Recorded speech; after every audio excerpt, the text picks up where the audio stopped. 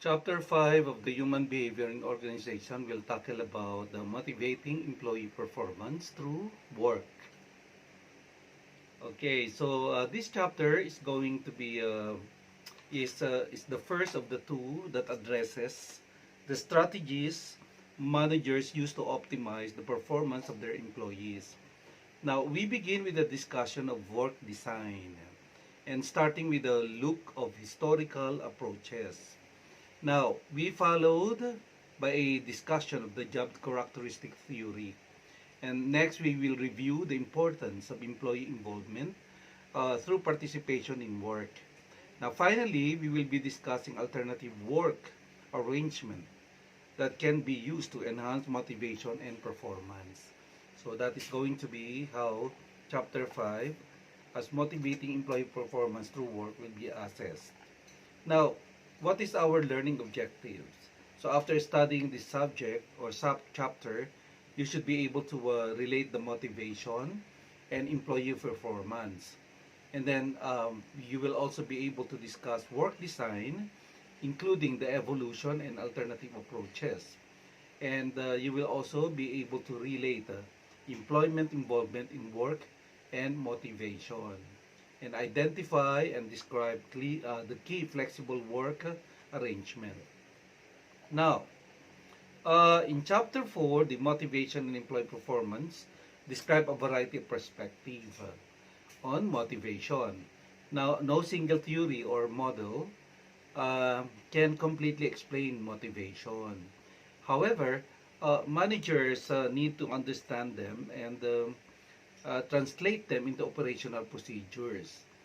Uh, Systems, and methods for enhancing motivation and performance. Now, people may be motivated uh, uh, by various levels of needs or through various processes, the expectancy, the equity, the reinforcement contingencies. Okay, so that those were actually discussed no, in Chapter 4. Now we go on the work design in organization. When you say work design, it is an important method where managers can use to enhance employee performance. Now, the first widespread model of how individual work should be designed was job specialization.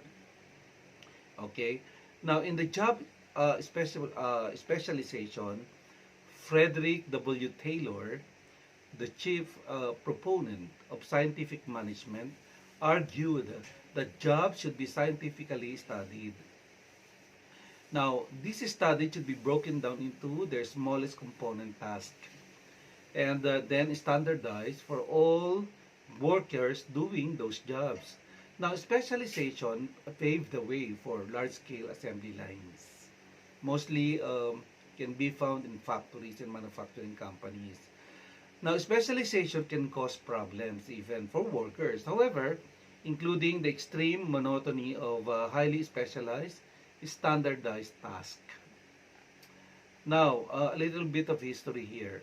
A 1952 study by C.R. Walker and R. Guest found that sources of dissatisfaction were direct or indirect consequences of the job design prescriptions of scientific management. So take note of that.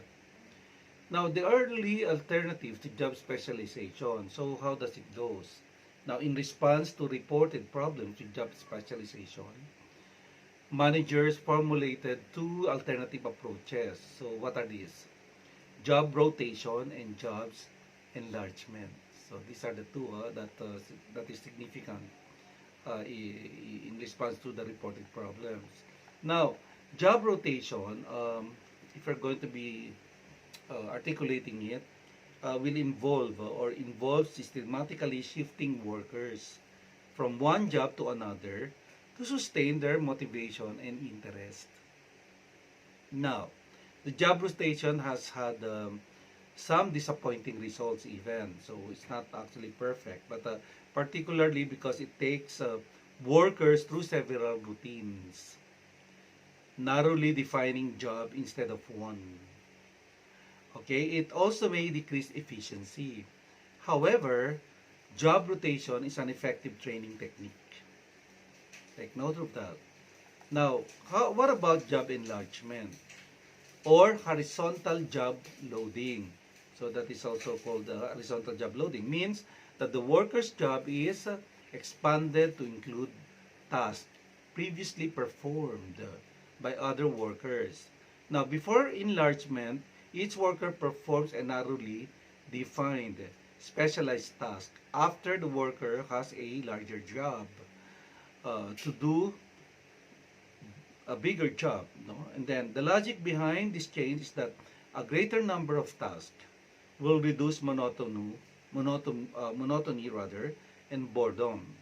However, the job enlargement, like job rotation, often fails no, to achieve the desired outcome. Okay? Now, we go to job enrichment. Enrichment is based on Hertzberg dual structure theory of motivation, which we have discussed in chapter 4. Now, to motivate employees with positive job-related experiences, such as the feelings of achievements, responsibility, and recognition, Hertzberg advocated vertical job loading. Now, both adding more tasks to a job and giving the employee more control over those tasks. Now, a very good example is that AT&T in America used job enrichment in a group of 8 typists as an example. Now, these 8 typists were responsible for preparing service orders. After the job enrichment enhances the number of orders delivered on time increased from 27 to 90%. Now, accuracy improved even, and turnover dropped significantly. So that is how they use it in AT&T. Now, another example is the Texas Instrument. Texas Instrument used job enrichment to improve janitorial jobs, resulting in lower turnover, improving cleanliness, and estimated cost improved, or rather cost savings of approximately 103,000 US dollars. Now, various successful enrichment programs have been reported, but other programs have failed. Now, such as the program instituted at Prudential Insurance Company, which was abandoned because managers believe it was benefiting neither employees nor the firm altogether. Okay? Now, much of the criticism of job enrichment is based on problems associated with dual structure theory. And then, despite the shortcomings of job enrichment, some valuable aspects of it have led to more advanced concepts, some of which are included in the job characteristic approach. Okay? Now, we go to the job characteristic theory. Hackman and Oldman used the findings from the test of individual differences. These individual differences develop the job characteristic theory. Now, the theory proposes that the 3 critical psychological states determine the extent to which task characteristics enhance employee responses to that risk. Okay? Now, the critical psychological state were defined as follows. Number 1, experienced meaningfulness of the work. Now, the degree to which the individual experiences the job as generally meaningful, valuable, and worthwhile. So that's the meaning of experience, meaningful of the work. Again, meaningful, valuable, and worthwhile. Now, another one is the experienced responsibility for work outcomes. The degree to which the individual feels personally accountable and responsible for the result of the work. Okay? And then another one is the knowledge of results. Now, in the knowledge of results, the degree to which the individual continuously understands how effectively he or she is performing the job. Okay, so there. So these were the 3 critical psychological states. And then, the 3 critical psychological or rather, again, let me strengthen the other one. If the employees experience these three states, which I mentioned earlier, at a sufficiently high level, they are likely to feel good about themselves and respond favorably to the jobs. Okay, so that's the findings. Now, I would like to discuss another. The three critical psychological states are triggered by five core job dimensions. Okay, so five core job dimensions. Now, we define this as skill variety. It's number one. The degree to which the job requires a variety of task activities that involve different skills and talents. Okay, next is the task identity. The degree to which the job requires completion of a whole and identifiable piece of work. So that is task identity. Okay, number three is task significance. The degree to which the job affects the lives of other people, whether inside or outside the organization. Okay, another one is the autonomy.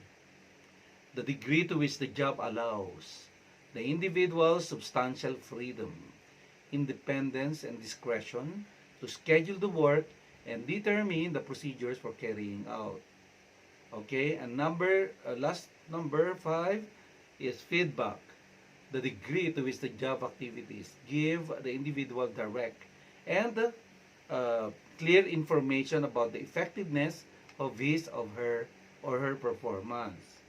Again, these are the five core job dimensions under the critical psychological states: skill variety, task identity, task significance, autonomy, and feedback. Now we go to skill variety, task identity, and task significance. These three affect the person's experience, meaningfulness of work. Autonomy, however, influences the perceived responsibility for outcomes of the work. Now, feedback contributes to the knowledge of the actual resource of work activities.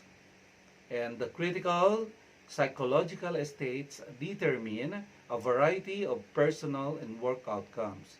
These are high internal work motivation, high quality work performance, high performance with the work, and low absenteeism and turnover. Okay? The strength of the employee's growth needs is expected to moderate the relationships among other elements of the theory. Now, the relationship will be very strong in people whose higher order needs are strong and weaker in people whose higher order needs are weak. Okay, so remember that. Now, what is the evaluation and implication of all of this? Research generally has supported the job characteristic theory, although performance has seldom been correlated with task characteristics. Now, apparent weaknesses in the theory are as follows. So what are these? Okay, measures used to test the theory are not always sufficiently valid and reliable.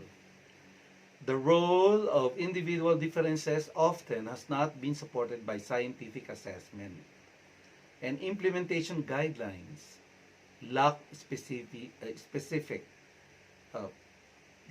orderliness, and managers usually must modify at least part of the theory to use them. Okay? Now we go to the employee involvement and motivation. Participative management and empowerment represent another important process. It's a process-based perspective on employee motivation. Now, participation is the process of giving employees a voice in making decisions about their own work. Now, empowerment, however, is the process of enabling workers to set their own work goals, making decisions, and solving problems within the spheres of responsibility and authority. Now, the early perspective of employee involvement. So the human relations movement stimulated interest in worker participation in the various aspects of the organizational activities. Now, participation was viewed as a means of enhancing satisfaction. Managers tended to ignore the potential contribution of employees' inputs or outcomes. No? And then later, employees came to be seen as valued human resources capable of making valuable contribution to the organizational effectiveness. Okay, so that's the early perspective on involvement. Now, areas of employee involvement. Increasingly, employees are participation in goal setting and decision making process, especially with respect to their jobs. Now, work schedules and quality are part of it. Okay, so there. So that's the areas of employee involvement. Now, techniques and issues in employee involvement. One popular technique for empowering employees is the use of quality circles, especially there. No, so quality circles or QCs usually are small groups of volunteers who meet regularly to identify, regularly analyze, and solve quality and related problems pertaining to their respective work. Now, called work teams. Work teams. So they are collections of employees empowered to plan. This team organize, this team direct, and control their own work. Now, any empowerment technique can be successful only when the organization is totally sincere in its attempt to spread power and autonomy to lower levels of the organization. Now, when the organization is systematic and patient, um, uh, when the organization, or rather, when the organization is committed to maintain participation and empowerment is also one. And then when the organization is systematic and patient in its effort to empower the workers is another. And then another one is when the organization is committed to training employees on communication, on decision making and other participation activities. Okay? Now, we go to the flexible work arrangement. So what does it mean? Organizations are currently experimenting with a variety of alternative work arrangement.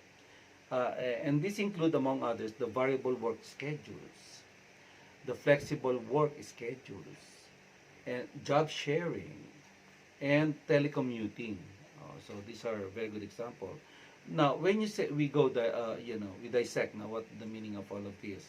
When you say variable work schedules, relatively recent approaches to work scheduling include the compressed work week, the automation, and the robotics are also being engaged, and work flexibility are being designed also. Now, a compressed work week schedule means working a full week in a fewer than the traditional 5 days work. Typically, it involves working 10 hours a day instead of the 8 within an extra day off. However, research has found little evidence that compressed work week enhances motivation or attendance. Okay, so it needs a lot of scrutiny as of the moment. Now, the flexible work schedule. So how does it goes? Flexible work schedules or flex time, giving employees some control over the working hours. Now, the work day is broken into flexible time and the core time even. All employees must be at their workstation during core time, but may choose their own schedules during flexible time. Now, research suggests that flex time may be an effective motivating strategy. Okay. Next, extended work schedule. What does it mean? So when you say extended work schedule, it requires long periods. Um, it requires long periods of work and then followed by long periods of paid time off. Now, this schedule are used when the cost of transitioning from one worker to another is high, and there are efficiencies in having a small workforce. Okay? Now, another one is the job sharing. When you say job sharing allows two part-time employees to share one full-time job. Now, job sharing may be desirable for people who want to work only part-time or when job markets are tight. For each part, the organization can accommodate the preferences of a broader range of employees and may benefit from the talents of more people. So that is job sharing. Last is telecommuting.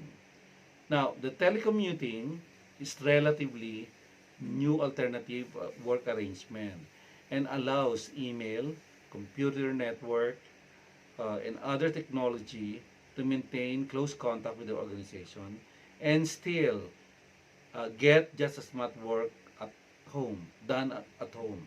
Now, employees and organizations have both claimed benefits from telecommuting, although it may not work for everyone.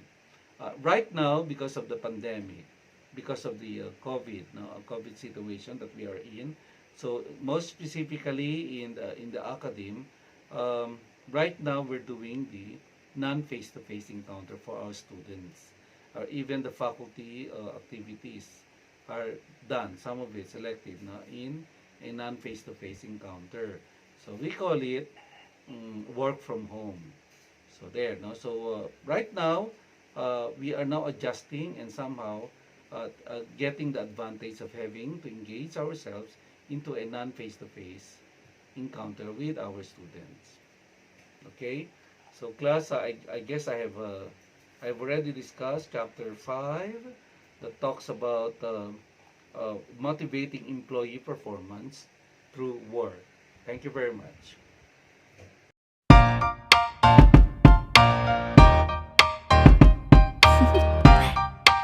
Do you want to know?